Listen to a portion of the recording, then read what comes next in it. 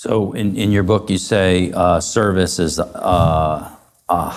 highest calling. Is that what you said now? That's what you said in the title of your book. And I happen to agree with you. So in my book, we say, of course, when you start a successful business, and successful being the key word because you can make a big mess if you do it wrong, right? When you start a successful business, you improve the lives of hundreds, thousands, or even millions of people. There is no higher calling. And you say service is the highest calling right here. And to your point, that our businesses are a very important part of the community, and they're how we mold the world around us for good, for better. We have this opportunity every day when we get up out of bed to impact our employees and to help people. And one of the really great things that I read in your book here, The Excellence Dividend, was what have you done in the last 24 hours to really go out of your way and help someone? And that's what management is about, right? Helping people, whether it be an employee or a customer.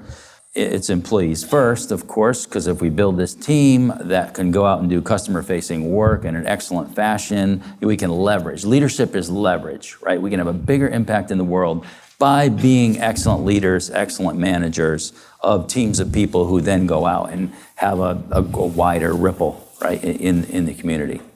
So it's really an honor, a privilege, and a special place that we occupy in the community by being entrepreneurs, by being business people, by being leaders, by being managers.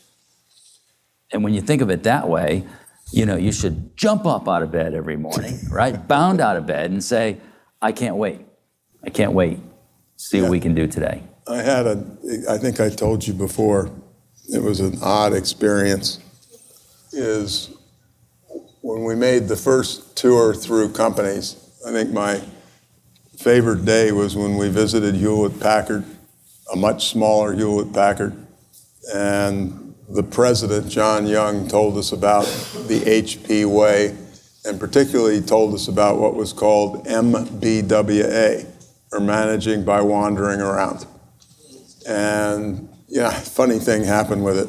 My co-author, Bob Orderman, and I both fell in love with the MBWA idea.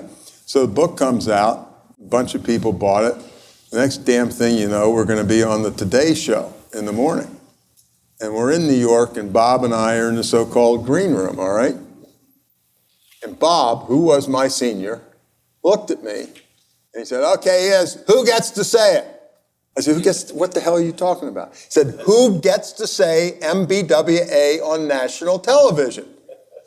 And the answer is, he was senior, he said it, it's 35 years later, and I'm still pissed off. I am. Every time I see him, it's the first thing I say. How are you? I'm still pissed off. But here's the addenda to that. My wife and I are lucky enough to spend a couple months each North American winter in New Zealand. And we have a little teeny 700 square foot place on the beach. It's a lovely beach. And it is really devastating to think that at age 75, you're walking on the beach in New Zealand thinking about MBWA. It happens. So, and there's a tough message. Don't smile too quickly. It's a tough message in this. And so I'm out there walking on the beach, and I'm thinking about MBWA. I'm thinking, why do you do MBWA? You do MBWA to learn what's going on at the front lines, right? You go and do MBWA to spend time with the people. And I thought, no, Tom, you really, really have this wrong, and you've had it wrong for 35 years. You do MBWA because it's fun. If it is not fun, at 1 a.m., to be hanging out with the crew in the distribution center, do the world a favor, go home, write a letter, and resign from management. You go out there because it's a kick, because you just can't wait to see you like seeing these guys. You like hanging out with them. It's 1 o'clock, to hell with it.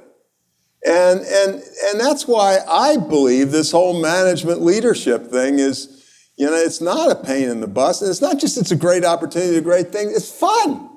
And if it's not fun, you shouldn't be elected dog catcher of Tinmouth, Vermont, where I used to work. And so I don't know whether that's a rude comment or a good comment, but it sure as hell is what I believe. And I think that we who lead companies, which is somewhere in the neighborhood of 100% of the people in this room, it's a cool thing to do. It's fun. It's fun to help people do great work. It's fun to watch people grow. It is a kick to have, to 10 years later, watch somebody who was a youngster in your organization take off, start his own business, and have 32 people working for him. And, you would love to have held on to him, but you did that.